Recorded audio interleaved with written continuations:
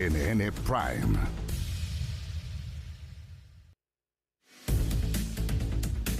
Hola, ¿cómo están? Buenas noches, bienvenidas, bienvenidos a CNN Prime. Es lunes, así que es lunes de Tolerancia Cero. Y hoy en Tolerancia Cero vamos a tener un programa completísimo. Vamos a hablar de este megaproyecto, la reconstrucción, con un expresidente del Banco Central, pero además va a estar con nosotros el diputado Javier Olivares. Hay noticias recientes respecto de detención de 2 personas eventualmente ligadas a esta agresión.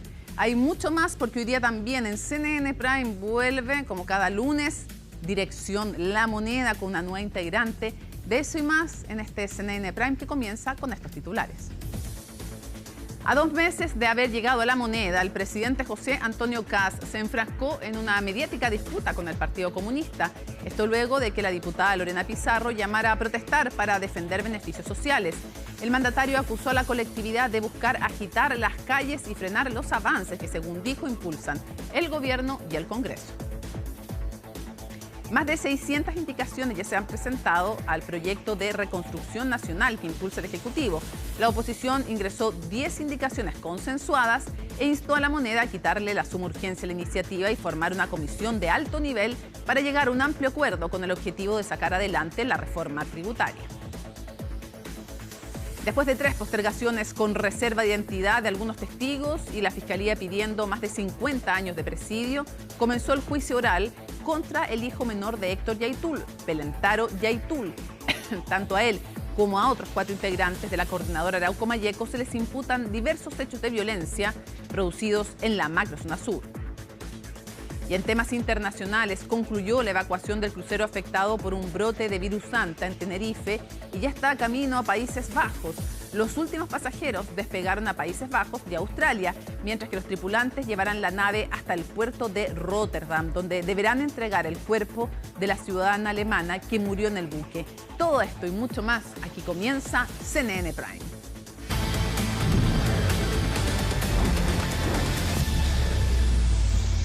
Donde comienza en Cerro Castillo la reunión entre el presidente José Antonio Kast y parlamentarios de republicanos. Nicolás Donoso nos cuenta los detalles, quiénes han llegado hasta la cita, cuál es el ambiente. Nicolás. Sí, ¿qué tal, Mónica? Buenas noches. Bien lo decías, Palacio Presidencial de Cerro Castillo. La última vez recordábamos que se había reunido el presidente José Antonio Kast con sus parlamentarios. Había sido hace prácticamente un mes, en esa misma semana donde realiza la cadena nacional y posteriormente se hace ingreso del proyecto de reconstrucción o reactivación económica en el Congreso, y al día siguiente inclusive se había reunido en un desayuno con el Partido Nacional Libertario. Han ido llegando distintos parlamentarios, entendiendo que la bancada del Partido Republicano ostenta, recordemos, 31 parlamentarios, de la bancada más numerosa en el actual periodo legislativo. Hemos visto llegar, por ejemplo, al diputado José Carlos Mesa, hace instantes también a la diputada Macarena Santelices. Han ido llegando también otros parlamentarios que poco a poco se han ido sumando, por ejemplo, el diputado Álvaro Carter, Catalina del Real, y solamente estos últimos 2 fueron los que hablaron, pero escuetamente, respecto a los motivos de esta reunión. Ellos nos señalaban, sí, que es una reunión que se suele realizar con el presidente de la República, inclusive, Mónica, previo a que él fuera presidente. Cada 2 meses más o menos él se juntaba con la bancada de diputados del Partido Republicano para poder ir estableciendo prioridades, ir haciendo análisis de lo que va del actual periodo legislativo, pero también para ir fijando y delineando una hoja de ruta clara de cara, por ejemplo, a lo que va a ser la tramitación y la discusión en particular de este proyecto de reconstrucción que va a iniciar mañana en la Comisión de Hacienda de la Cámara Baja, pero también de cara a otras iniciativas que podrían eventualmente ver la luz previo a la cuenta pública, a 2 meses de que ya asume este gobierno en propiedad, y lo que va a ir siendo entonces los próximos pasos que se van a dar. También podría ser para poder ir analizando algunas asperezas que han ido quedando, por ejemplo, entre el segundo piso y las declaraciones del senador Arturo Esquella. Podría ser, al menos que se comente, y que se va a profundizar en todo caso mañana en el cónclave oficialista, donde allí no solamente va a estar, por ejemplo, integrantes del Partido Republicano, sino que va más allá también de Renovación Nacional, senadores de la UDI y todos quienes integran y conforman parte de este gobierno. Principalmente se ha hablado mucho de la coordinación de partidos, también la relación que se establece con los ministros, porque en algún momento, Mónica, se ha cuestionado algunas ausencias a distintas comisiones. Por ejemplo, le sucedió a la ministra de Seguridad, Trinidad Steiner, y eso generó una molestia transversal tanto en oposición como oficialismo, pero también en la bajada que se le puede dar a la explicación de proyectos.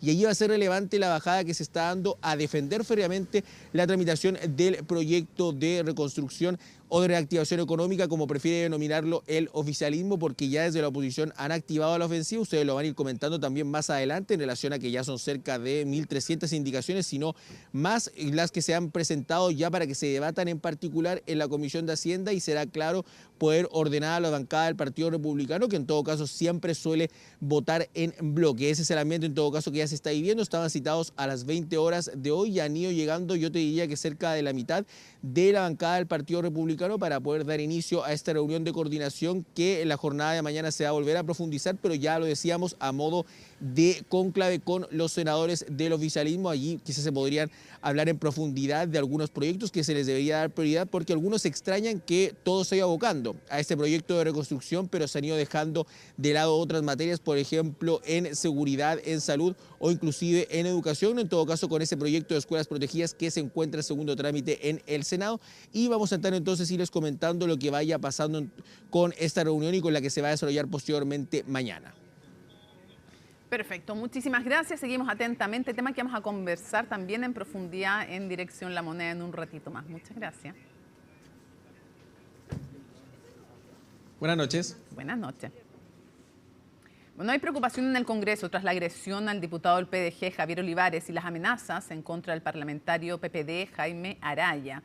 Sebastián Riz nos cuenta de las reacciones y el análisis que los analistas hacen de esta seguidilla de actos de violencia contra autoridades políticas.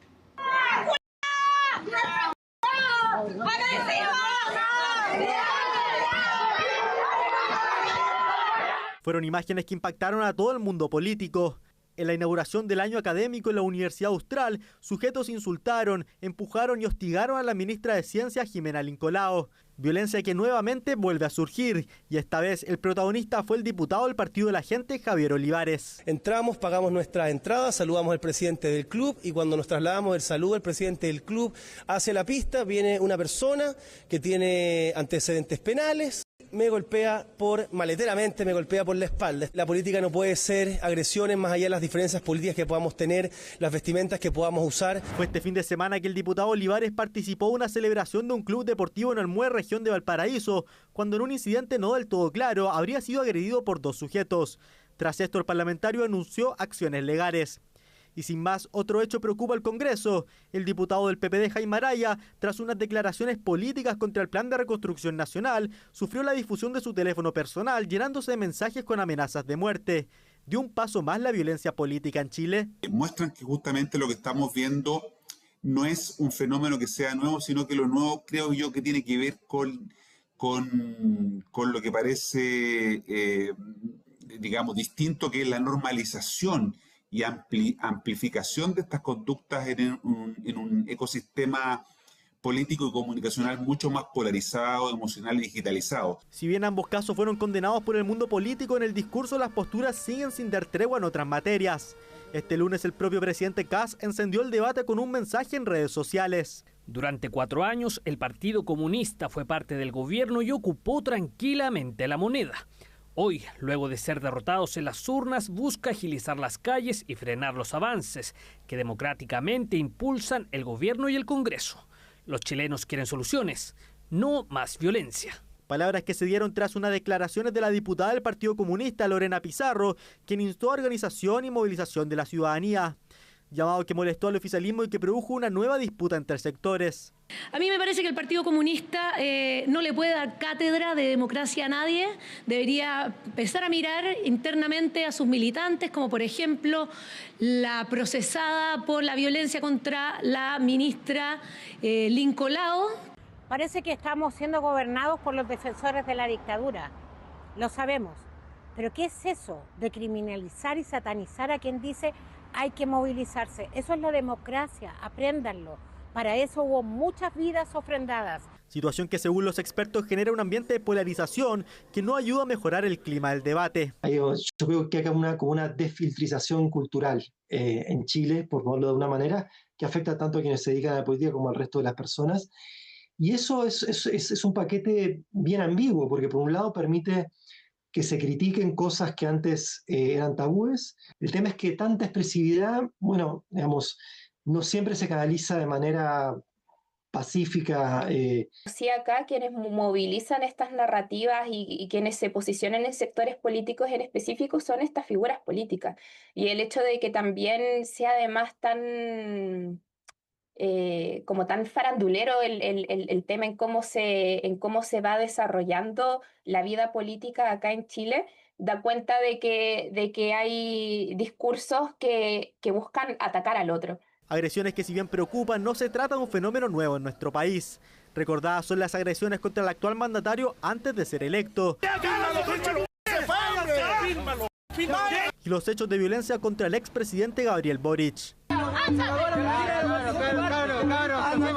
Para algunos analistas no basta solo con condenar el hecho, sino que cada autoridad debe dar el ejemplo. Discursos agitados y actos de violencia que tienen a las autoridades políticas mirando lo ocurrido con especial preocupación. Antes de hacer la pausa, tenemos la confirmación ya oficial de Carabineros de lo que les comentábamos al comienzo del noticiero, ¿no? Y es que se detuvo a 2 personas eventualmente involucradas en la agresión del diputado Javier Olivares. La tercera comisaría de la prefectura de Marga Marga, en coordinación con la Fiscalía de Limache, logró la detención de 2 sujetos presuntamente involucrados, lo estoy diciendo tal cual lo entrega la información Carabineros, ¿no? En la agresión sufrida por el honorable diputado Javier Olivares. Hecho ocurrió el pasado 10 de mayo en la comuna de Olmué. De acuerdo con los antecedentes policiales, alrededor de las 18 horas y tras diligencias investigativas desarrolladas en coordinación con el Ministerio Público, el personal especializado consiguió la detención de 2 de los presuntos autores del hecho. Fueron identificados con iniciales que son dadas a conocer de 37 y 39 años, ambos con antecedentes por diversas detenciones anteriores, según algunos medios de comunicación, atentados contra la autoridad, entre otras ya previas imputaciones. Nos vamos a la pausa y regresamos a CNN Prime.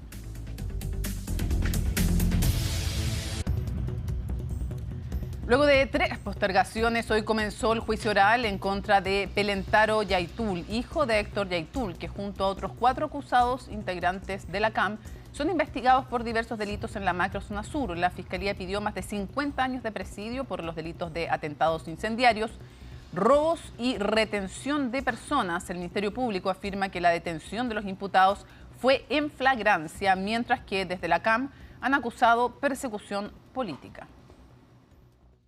Durante el juicio presentaremos diferentes medios de prueba testimonial, pericial, documental, fotografías que dan cuenta de la participación de estos acusados en los hechos, y además algunos de los testigos cuentan con reserva de identidad. La reserva de identidad de los testigos, cuando se trata de organizaciones que tienen gran poder de fuego, que son capaces de intimidar, de amedrentar, incluso de atacar a las personas que tienen información, como ha ocurrido respecto de la CAM, no es una opción para el Ministerio Público, es un deber legal y constitucional de dar protección a quienes, con sus antecedentes, pueden lograr el esclarecimiento del hecho. Detrás de esto hay una persecución política que responde a los intereses económicos y a los intereses que tiene la ultraderecha aquí en la zona, en relación al conflicto histórico que ya nuestro pueblo, la nación mapuche, con el Estado de Chile. Y la persecución política se dirige contra estos huaychafes o estos peñis, toda vez que son reconocidos militantes de la causa mapuche. Ya han habido múltiples condenas al Estado de Chile por hacer ocupación de leyes como la ley antiterrorista, la ley de seguridad interior del Estado en causa de conflicto mapuche. El Estado de Chile ha sido condenado múltiples veces por llevar a cabo los procesos de esta manera. Entonces nosotros advertimos que tampoco confiamos en el Estado de Derecho que dicen representar, pero que nosotros vamos a acudir a todas las instancias que tengamos que llegar para llevar adelante un juicio justo. En la calle y de día fue asesinado un hombre en la comuna de Recoleta. La víctima fue baleada a quemarropa, tras lo cual su agresor huyó corriendo. De acuerdo a antecedentes preliminares, la persona fallecida recibió un solo impacto, aunque testigos dicen que se habrían percutado varios disparos. El caso es investigado por el equipo contra el crimen organizado y homicidios. En cuanto a la dinámica, la víctima habría venido transitando por calle Los Olivos en dirección al oriente, donde habría sido abordado por un sujeto quien le efectúa a corta distancia múltiples disparos. Además, nos encontramos levantando las cámaras que están en las inmediaciones del lugar a fin de poder realizar una ruta tanto de llegada como de huida del imputado y poder recabar los antecedentes que permitan su individualización.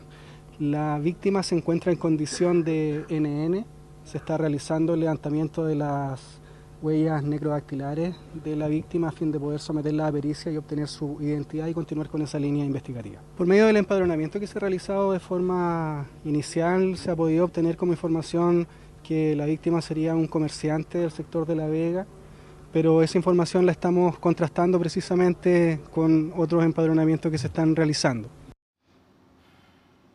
Los padres y la esposa de Joaquín Lavín León se enrolaron este lunes en el sistema de gendarmería para visitar al ex parlamentario que desde el viernes se encuentra privado de libertad. En tanto, han surgido cuestionamientos al hecho de que Lavín está en Capitán Llaver, mientras que su ex asesor Arnaldo Domínguez cumple prisión preventiva en Santiago 1. El informe es de Juan Cristóbal Cható. Tras su primer fin de semana privado de libertad, hoy comenzaron los primeros procesos para las visitas a Joaquín Lavín en el anexo penitenciario Capitán Llaver. Esto tras quedar en prisión preventiva formalizado por los delitos de fraude al fisco, uso malicioso del instrumento privado mercantil y tráfico de influencias. Temprano durante la mañana llegaron sus padres, Joaquín Lavín Infante y Estela León, y pocos minutos más tarde su esposa, Katy Barriga, todos para poder enrolarse en el sistema de gendarmería, ya que las visitas como tal son los miércoles y los viernes. Yo vengo como un papá que quiere ver a su hijo que está viviendo un momento muy duro, muy doloroso, muy triste, para toda la familia también, por supuesto. Todo lo que ha pasado con Katy, todo lo que pasa ahora con Joaquín. Es un momento muy duro y solo lo que quiero es poder visitarlo, abrazarlo, apoyarlo y decirle que como familia lo apoyamos siempre. Creo 100% en la inocencia de Katy y de Joaquín. Durante la formalización, tanto Lavín padre como Katy Barriga fueron mencionados como clientes de Social Task, software que la Fiscalía acusa que se financió con fondos del Congreso. En el caso de Lavín Infante también surgió su nombre debido a que, según el Ministerio Público, su hijo habría contratado a asesores parlamentarios, quienes en realidad se habrían dedicado a trabajar en su campaña presidencial. Hoy día, toda mi energía está enfocada en Joaquín, en decirle que lo apoyo y en fortalecerlo y en apoyarlo. Y si alguna vez pasa algo conmigo, bueno, lo enfrentaré como corresponde, pero la verdad no hay nada. Al igual que Lavín León, su ex asesor y mano derecha, según la Fiscalía, Arnaldo Domínguez, también quedó en prisión preventiva por los mismos delitos, además de un cohecho y delitos tributarios y electorales. Sin embargo, hay una diferencia. Si bien Lavín, quien era su jefe, quedó en Capitán Llaver, Domínguez quedó en el Centro de Detención Preventiva Santiago 1, situación que llamó la atención de su defensa una vez comunicada la decisión. O sea, fue bastante extraño, ya que el mismo día de la audiencia nosotros al consultar la gendarmería dijeron que tenían instrucciones de que nuestro representado se iba a Santiago 1 a cumplir la medida de prisión preventiva, mientras que el señor Lavín se iba a Capitán Llaver. Yo creo que lo anterior solo refuerza lo que esta parte sostuvo durante toda la formalización, sobre todo en nuestras alegaciones, de la diferencia que existe entre uno y otro y sobre todo en el tema de participación, que es lo mismo lo señaló el Ministerio Público y vemos que el Estado hace la misma diferenciación. Todo cuando este miércoles vence el plazo para que las defensas puedan presentar recursos a la resolución del tribunal. Si bien podría tratarse de apelaciones o derechamente de un amparo, lo cierto es que ambas defensas presentarán estas acciones ante la Corte de Apelaciones de Santiago para dejar sin efecto la prisión preventiva de sus representados. Con el desembarque de los últimos pasajeros en el puerto de Granadilla, en Tenerife, y el barco rumbo a Países Bajos, España dio por finalizada la operación de evacuación del crucero afectado por un brote de hantavirus. ¿Cómo se lleva a cabo este operativo sanitario? Mariana Araya nos cuenta. Con trajes azules de protección, bolsas plásticas con sus pertenencias en mano y escolta policial en tierra. Así bajaron este lunes los últimos pasajeros del MV Hondius en el puerto de Granadilla, Tenerife. La operación sanitaria internacional concluyó después de 2 días de evacuaciones. Misión cumplida.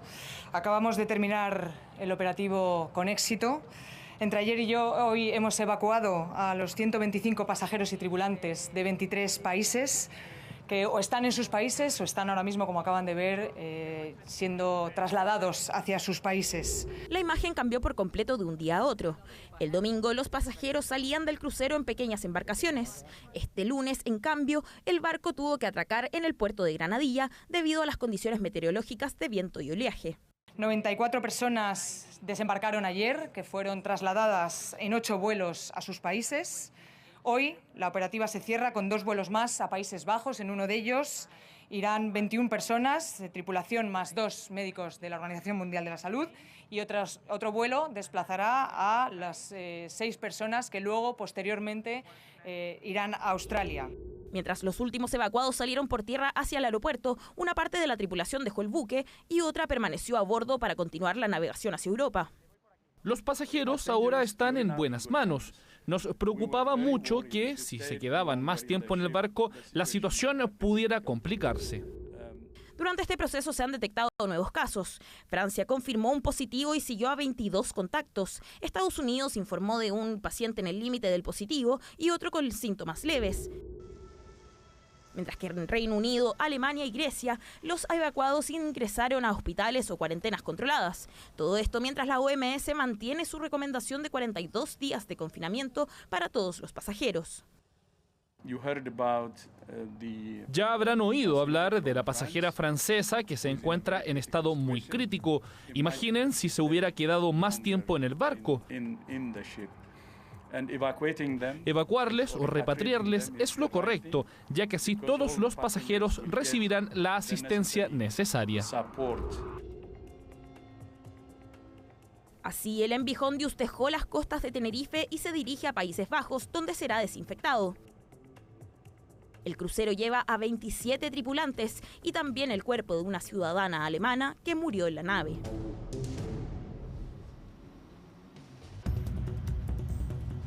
Lunes, así es que es momento de Dirección La Moneda y nos acompaña, ustedes la conocen, Colomba Eichholz, y también conocen a la nueva integrante de Dirección La Moneda, pero le damos oficialmente a Francisca Cárdenas la bienvenida a este espacio. Estamos súper contentos que te incorpores a Dirección La Moneda, donde vemos el trasfondo de las decisiones, el mundo del poder, pero en bambalinas. Así es que muchas gracias por acompañarnos. Muchas gracias, Mónica y Colomba. Muy buenas noches.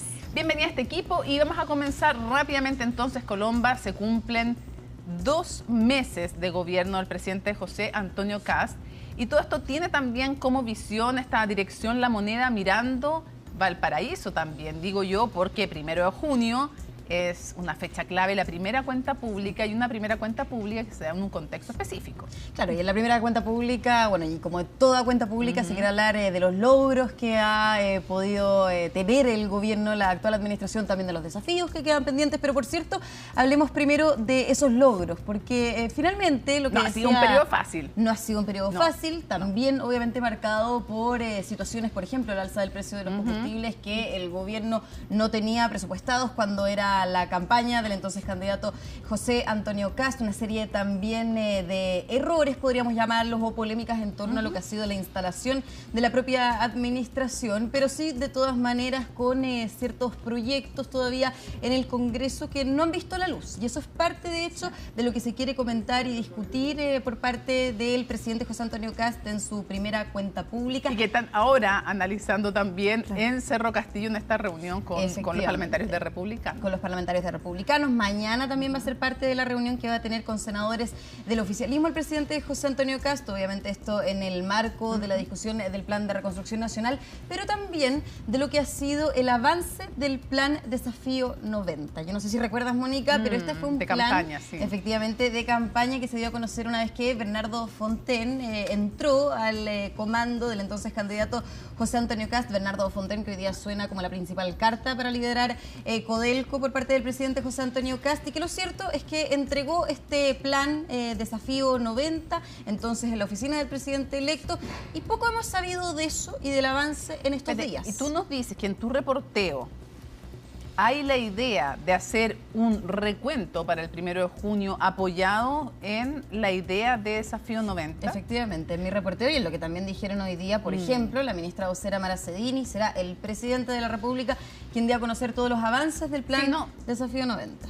Tengo, bueno, lógica, uno, digamos, decía, es que no tengo, se me acaba de ocurrir que tengo mis dudas de si es tan buena idea, porque va a salir de inmediato el desafío 90 completo y van a empezar, esto sí, esto no, esto sí, como cuando sacaron los 1000 logros del expresidente Boric y resulta que después no querían tener ciertos logros que estaban dentro de los logros como la ley Nayin Retamal. Bueno, y de hecho, busqué... Los pendientes van a estar. Y busqué el plan Desafío 90 públicamente, en transparencia, así como documento PDF en las páginas del gobierno, no está presente. Cuando esto se dio a conocer, para dar una fecha exacta, se dio a conocer por parte de Bernardo Fontero a José Antonio Kast el 9 de enero. Recuerdo, estábamos en la oficina del presidente electo, está la noticia de que entrega el plan Desafío 90, pero no su contenido. El contenido, lo cierto, se conoce, claro, más bien lo que tiene la prensa hasta ahora, que son medidas en materia de seguridad, migración, economía, 25 proyectos de ley en total. Y uno podría ir tachando algunas cosas que ha cumplido o no la actual administración, pero antes de que partamos tachando, Mónica, Fran, no sé si les parece, quiero que pasemos a revisar las declaraciones hoy día del presidente José Antonio Kast. Porque él es el que fija este norte. Este tema, finalmente, claro, hoy día estábamos en el Palacio de la Moneda y todos los periodistas recordamos lo que era el plan Desafío 90 porque fue el propio presidente Kast quien planteó la importancia del plan Desafío 90 en su tercer consejo de gabinete. Y tenemos las declaraciones que dio en el Palacio de la Moneda sobre este tema, así que revisémoslas y después vamos tachando uno por uno. Invitarlos a todos a ir preparando lo que va a ser la cuenta pública del 1 de junio. Ese día vamos a cumplir 84 días de gobierno. Nuestro desafío era el desafío 90, pero ya tenemos tanta información de lo que debemos mostrar y de lo que viene para adelante que estimo que las personas al darse cuenta ven esa esperanza de la cual tanto nos hablaban, ahí hecha realidad. Y lo van a ir viendo de nuevo, ministerio por ministerio, en cada una de las acciones y de las obras que se van realizando. Bueno, de nuevo se va a autoimponer la comparación también con lo que no se ha hecho. Tengo ahí mis dudas, por tanto, si es tan buena idea. Lo otro, ojo con cómo estaban sentados. Estaba a un lado Quirós y a otro lado Alvarado. Que son de alguna manera las materias que más han avanzado. No, y además porque es una señal de poder también del ministro de Hacienda y del ministro del Interior, reforzarlo a él, y también sigue siendo importantísimo el rol de Quirós. Solo quería hacer notar cómo están sentados en ese consejo de gabinete. ¿Y por qué es tan importante el rol de Quirós? Porque muchas de las medidas que se incluyen en este plan Desafío 90 tienen que ver efectivamente con Hacienda, con economía, trabajo, en fin, el plan de reconstrucción nacional. Por ejemplo, en algunos resúmenes, o más que resúmenes, información que pudimos obtener del plan Desafío 90. Está, por ejemplo, obviamente la reducción del impuesto corporativo de un 27 a un 23%, eso en materia de economía. En materia también de la reforma. Efectivamente, es parte de la reforma. Y que podríamos decir, hoy día es un poco lo que está avanzando con mayor celeridad. Cosas en que, porque después nos vamos a ir a profundidad en uno de los temas, pero cosas que se han logrado, decretar alerta oncológica, otra cosa lo que significa, porque decretarla es una cosa y que se logre cumplir con los plazos es otra, pero hay hartas cosas, Colomba, un par en el fondo que Y podríamos calificar de avance, por ejemplo, lo que fueron el anuncio de las auditorías internas que se iban a realizar al Estado, pero que no están listas. No están listas, no se han publicado. No se hizo la internacional que se había prometido. Se deberían haber entregado en su totalidad porque el 6 de mayo se había cumplido el plazo de la entrega del año 2022. Entonces, claro, salta la duda de por qué no tenemos la información sobre las auditorías internas que se encontraba realizando el gobierno. No está tipificado el ingreso irregular como delito. No están segregados los reos de alta peligrosidad a un nivel diferente del que estaban antes, a menos que no se haya pasado y no nos hayamos enterado. Intervención en barrios críticos, en algunos operativos, fortalecimiento de inteligencia y persecución del crimen organizado. O sea, bueno, después vamos a ir un poco más a aquello, pero la verdad es que ingresado, claro, reducción de permisología, por ejemplo, plan para extravar inversiones, pero no sé qué tanto van a lograr mostrar de logros concretos, ese va a ser un tema. Ya, y con especial énfasis, efectivamente, y dependiendo del plan de reconstrucción. Sí. Efectivamente, Fran, entiendo que, bueno, tú lo reportaste todo el día de las indicaciones y va a depender de eso finalmente lo que tenga. Vámonos entonces, porque una de las cosas principales que quiere Francisca Cárdenas, el gobierno, es tener para el 1 de junio despachado en la Cámara. Un primerito legislativo. Claro, en el fondo decir, despachamos en la Cámara de Diputados y Diputadas la idea de legislar. Claro, hubo acuerdos políticos y un trabajo intenso además porque ya van más de 1000 indicaciones ingresadas que va a tener que resolver también mañana y que va a tener un rol ahí relevante político el diputado Agustín Romero, que preside la Comisión de Hacienda de la Cámara de Diputados. Tiene que pasar por ahí esas más de 1000 indicaciones y hoy la discusión política estuvo marcada justamente en cómo se coordinaban, al menos en la oposición principalmente, hasta la madrugada incluso, para presentar indicaciones. Y solamente presentaron 10 en conjunto. Todas las otras, incluso por ejemplo el diputado Jaime Araya presentó 62 de manera individual, porque lo pueden hacer los parlamentarios. Sandra Parisi también, más... 152, Sandra Parisi, 152, ¿no? Sí, como la que tiene individualmente el mayor ranking. Sí. Ahora, hay que contarle a la gente que uno de los temas fundamentales de discusión del fin de semana y hoy día también fue este video en el podcast en que ya ha sido súper criticado el diputado Jaime Araya. El tsunami. Amenazas también. Claro, el tsunami de indicaciones. Está muy bien que digamos que se le pueda criticar políticamente. Lo que no parece aceptable, como tampoco parece aceptable el diputado Olivares, es que haya amenazas de muerte en su contra y que no hayamos escuchado de todos necesariamente una condena 100% categórica y firme a ese respecto. Pero su actuación políticamente fue súper criticada, Francisca, al decir que... De hecho, Mónica, se le pidió... Tsunami, dijo diabólico, va a ser una estrategia diabólica. Sí, de hecho se le pidió que presentara aparte sus indicaciones y que hiciera la separación de las indicaciones de la bancada del PPD Independiente, que fueron 29, las de él 62. Bueno, y porque también le había dicho el viernes el jefe de bancada, el diputado Raúl Soto, y claro, que no eran las palabras de la bancada. Si uno pregunta ahí a los asesores y dicen, bueno, todos los diputados pueden presentar aparte, pero sí hubo un conflicto con el diputado Jaime Araya por querer presentar estas más de 2.500 No, y por el tono, porque en el fondo después se decía, no, el problema es que se filtró, pero la verdad es que el tono, la sorna con la que se dice, y después si se equivocan, vamos a presentar muchas, pues si se equivocan después y tramitan mal, los mandamos al Tribunal Constitucional, y claro, todos tienen derecho a objetar y presentar todas las indicaciones que se quiera. Así es. El punto es para mejorar, para obstruir, para complementar. Y derechamente puede ser para detener, pero el tono, la forma no pareció la más adecuada. Y bueno, fue calificado como boicot también por parte del gobierno. Y en cuanto a otros números... Es que les regaló un gol. Sí, de hecho también lo decía ahí la vocera Mara Cedini durante esta jornada. Y bueno, otras bancadas del PC, 170 indicaciones, pero todas tienen algo en común. Y ahí va a ser clave la discusión en la Comisión de Hacienda, porque hay algunas que se pueden agrupar, según ha dicho también el presidente de la comisión. Él tiene la capacidad para poder declarar admisible o inadmisible las indicaciones. Hay que ver cuáles se van a agrupar. ¿Se tiene que votar? Se tiene que votar. Ya. Si él declara inadmisible una indicación, se tiene que votar esa inadmisibilidad de las indicaciones. Perfecto. Y él puede agrupar y decir, todas son de lo mismo, todas son de empleo, admisible o inadmisible. Se agrupa. Ya, por ejemplo, si algo irroga, esta palabra me encanta, irroga, o sea, si implica gasto fiscal, no es admisible porque es una facultad exclusiva del presidente de la República. Claro. Y ahí se tiene que votar esa inadmisibilidad. Después, la cronología, obviamente, de toda esta votación, tú lo conversábamos también, que es clave lo que va a pasar, no solamente en la sala, se tienen los votos para el gobierno, sí, ha sido complejo con el PDG también, pero lo clave va a ser el Senado, como lo conversábamos también, Mónica, más temprano, cómo van a estar esos votos también de los senadores, de los 50 senadores, cómo va a ser esos votos claves, por ejemplo, de 2 senadores independientes, el senador Calisto y el senador Araya, que serían los dos votos claves para lo que va a ser este empate que se está dando también de este panorama. Sí. Y el exdiputado Calisto. Ahora, también yo creo que hay que mirar el voto de Matías Walker. Él lo dijo en CNN Prime, yo no soy un parlamentario oficialista, a mí no me den por descontado. Sí, ahí va a estar clave esa intensa negociación, pero también antes de eso, vamos cronológicamente. A ver. Mañana, a las 3 de la tarde, parte de la Comisión de Hacienda, se van a revisar y votar estas enmiendas, las indicaciones.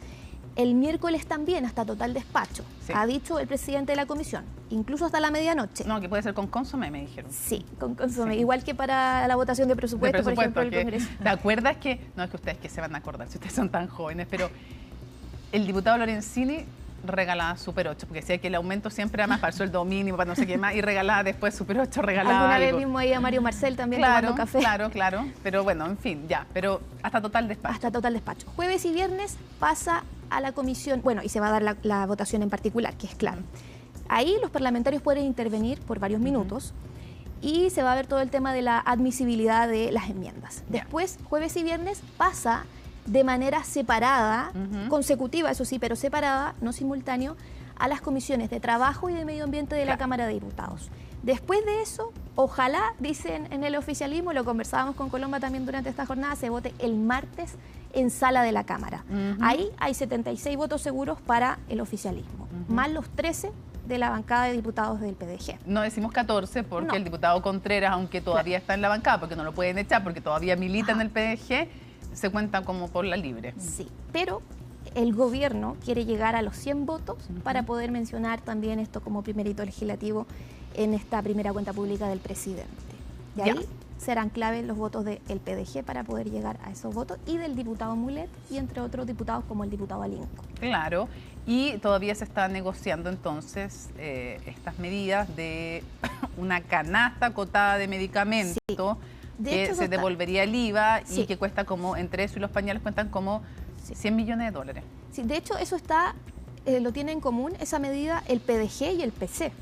Ahí se podrían agrupar, hay que ver también cómo va a estar esa tramitación en la comisión.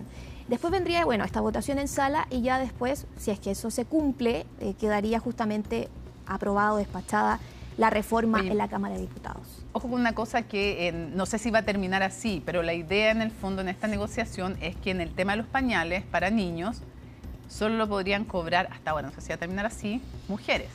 Claro. Y ¿qué relevante tiene esto más allá de que se discuta si está bien, está mal, no sé qué más? ¿A quién le está haciendo un guiño Franco Parisi? Al electorado femenino que le era comparativamente más esquivo. Entonces todas estas cosas hay que leerlas también en la clave de quién logra timbrar, a quién representa, cómo también se hace un rédito político cada uno de los partidos que va logrando y también los parlamentarios lo que van logrando. Claro. Bueno, después vendría la votación en el Senado y eso ya es más complejo porque estarían empatados al menos. Hay algunos senadores que nos dicen que es muy pronto para hacer una estimación y otros dicen que sí, consideran que va a estar muy ajustada esa votación en el Senado, que ahí va a ser un poco más complicado para el gobierno, pero habría más diálogos entre los senadores. Vamos a ir a lo de seguridad, pero antes necesito un dato. ¿Cuál? Francisca Cárdenas. ¿Es verdad o no es verdad que hay cierta molestia en el oficialismo, no solamente porque la oposición está claro, se agarran, pero comisión por medio se agarran de las mechas, pero en el oficialismo hay molestia con el diputado Romero, presidente de la Comisión de Hacienda? Sí, por el tono y por las tensiones que se han generado en la comisión, sobre todo la semana pasada con estos informes negativos de distintos organismos y también las declaraciones de diversos diputados que no son parte de la Comisión de Hacienda. Veíamos ahí al diputado Manucheri, al diputado Bianchi, que es de la comisión, pero que estaba muy molesto, que lo trató incluso de medidas dictatoriales por parte del gobierno. Pero en el oficialismo hay molestia también. Sí, en el oficialismo hay molestia también por el tono, porque dicen que aunque sea difícil la reforma, tiene que haber diálogo en la comisión para poder ir aprobando las distintas indicaciones del gobierno. No, y también que se discuta con seriedad. En Chile vamos, específicamente. Con urgencia también. Claro, es algo que también distintos parlamentarios de oposición... Están muy molestos por la sumurgencia. Por la sumurgencia y porque finalmente también lo decían la semana pasada en la comisión, se está tratando de discutir un proyecto en cuestión de horas, un proyecto que tiene muchas medidas y que es complejo. Claro, que pareciera ser que al menos en esta primera pasada, porque después vuelve, sigue, hay N trámite legislativo todavía, pero pareciera, ya que tienen los votos y creen que no van a lograr nada con la oposición, adelante nomás. El punto es si eso les va a traer una repercusión después en el Senado. Vámonos rápidamente los minutos que nos quedan a el tema que dejamos pendiente. La promesa de campaña seguridad, ¿con qué se va a encontrar? El 1 de junio el gobierno con una ministra muy cuestionada también al interior del oficialismo, no solo por la oposición. Sí, lo cierto es que el tema de seguridad y comunicacionalmente incluso se ha dejado de lado por parte del gobierno porque claro, se están enfocando todas las fuerzas en lo que es el plan de reconstrucción, la aprobación en la Cámara de Diputados, en el Senado, en proyectos complejos en materia tributaria. Ahora, proyectos que por lo menos en materia de seguridad no han tenido avances en el Congreso Nacional. Lo cierto es que claro, al llegar al gobierno el 11 de marzo sí presentaron lo que fue la tipificación como delito el ingreso irregular a nuestro país, pero lo cierto es que no se ha promulgado esa ley, no se ha aprobado en el Congreso. Entonces hay una agenda legislativa en materia de seguridad bastante débil y que ya empieza a generar roces al interior del oficialismo. Lo cierto, comunicacionalmente al menos, están un poco más ordenados que semanas anteriores respecto del plan de reconstrucción, pero sí hay un cierto desorden o un ruido interno por la agenda legislativa de seguridad. Hoy día, de hecho, se le solicitó al gobierno por parte de los parlamentarios oficialistas que en la cuenta pública, se presenten los logros respecto del plan Desafío 90, los desafíos a futuro, pero que haya un calendario claro y de hecho que se pueda discutir con celeridad en el Congreso lo que son materias relativas a la seguridad, porque efectivamente dicen, ha habido una debilidad de lo que fue la promesa principal del entonces candidato José Antonio Kast para llegar a la moneda. Yo creo que tú lo has visto en el Congreso también, Francisca, que hay una queja y se ha denunciado sequía legislativa en materia de seguridad, que se ha movido poco. Sí, porque ahora todo está enfocado en la economía, principalmente. Bueno, incluso también las prioridades de la ciudadanía, hace un mes, si no me acuerdo, lo vimos en la encuesta académica, habían cambiado. De hecho, un datito también, mañana el ministro Ruminot se va a reunir con el Partido Nacional Libertario. Ahí los temas, principal obviamente, la reforma de reconstrucción, pero también podría ser seguridad. Sí. Bueno, de hecho el Partido Nacional Libertario, si mal no recuerdo, en la última votación en la Cámara de Diputados para mantener el estado de excepción en la región de la Araucanía, el mismo Partido Nacional Libertario dijo que iba a ser la última vez que ellos votaban a favor. También lo dijo el senador Carter, que dijo, yo me abstengo en esta ocasión y quiero cambios en lo que es la Araucanía. Muchachas, entonces, 1 de junio, fecha clave, se va rearticulando y configurando todo entonces de cara a aquello, y seguridad entonces le piden, creo, ese es nuestro dato hoy día, le piden le han pedido oficialmente, usted lo supo aquí en Dirección La Moneda, le pidieron al presidente calendario de medidas de seguridad. Así es, al gobierno. El 1 de junio en la cuenta pública. Francisca Colomba, bienvenida Francisca nuevamente a Dirección La Moneda. Colomba, muchas gracias como siempre por acompañarnos. Y nos vamos despidiendo, pero no se olviden que tenemos tolerancia cero, así es que va a estar muy, muy interesante. Vengan, por supuesto, a la pantalla de CNN Chile. No se lo pierdan, pares impares, con Paloma Ávila y luego tolerancia cero. Lunes 11 de mayo, así estuvo nuestro país y el mundo. Somos CNN Chile. Buenas noches.